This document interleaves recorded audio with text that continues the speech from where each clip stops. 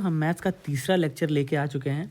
हमने previous lectures में number system में डिविजिबिलिटी टेस्ट और टाइप ऑफ नंबर्स के बारे में पढ़ लिया था।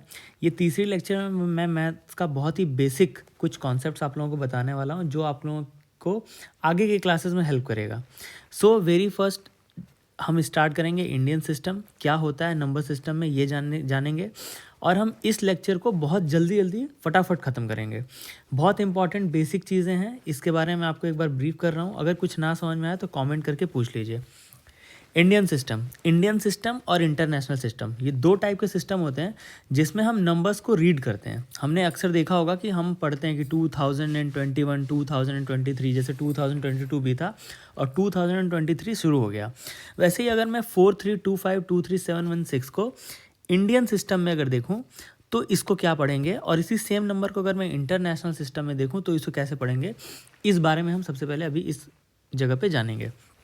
तो इंडियन सिस्टम में नंबर कैसे शुरू होता है, उसका यूनिट प्लेस होता है, इसको मैंने यू से डिनोट किया है, unit place, then tenth place, then 100, then 1000, then 10,000, then lakh, 10 lakh, crore and then 10 crore.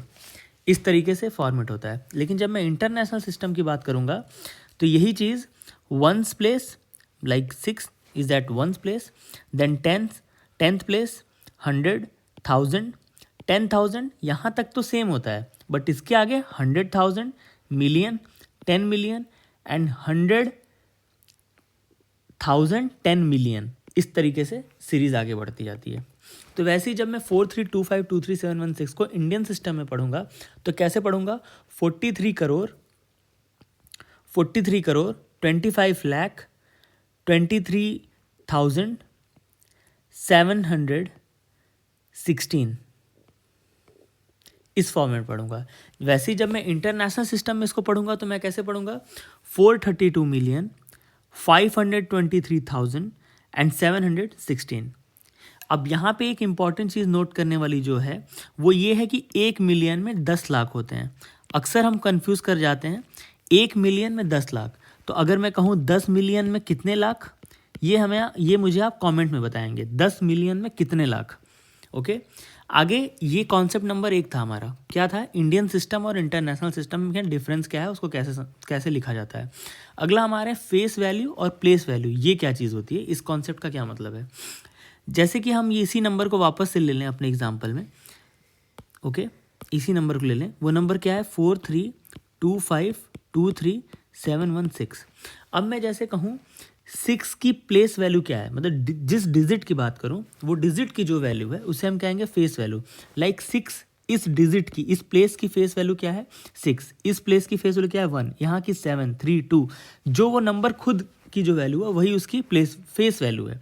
लेकिन प्लेस वैल्यू क्या है, मतलब इस प्लेस की वैल्यू क्या है, इस प्लेस की वैल्यू क्या होगी, इस प्लेस की वैल्यू क्या होगी, ये नंबर के आगे हम क्या लगा देंगे 0। लाइक इस प्लेस की वैल्यू क्या है 700, इस प्लेस की वैल्यू क्या है 3, 1 2 3 0, 1 2 3 0, मतलब कि उस नंबर के आगे जितने नंबर्स हैं उस सबकी जगह पे हम 0 लगा देंगे तो उसे हम कहेंगे प्लेस वैल्यू।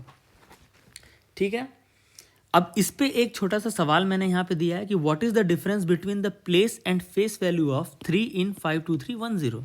तो यहाँ सबसे पहले हमें ये समझना होगा कि 3 की प्लेस वैल्यू है क्या, 3 की प्लेस वैल्यू क्या होगी, ओनली 3 होगी।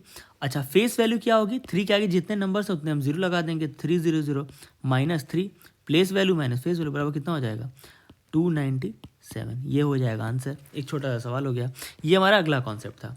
इसके आगे हम 2 और छोटे छोटे कॉन्सेप्ट्स की बात करेंगे।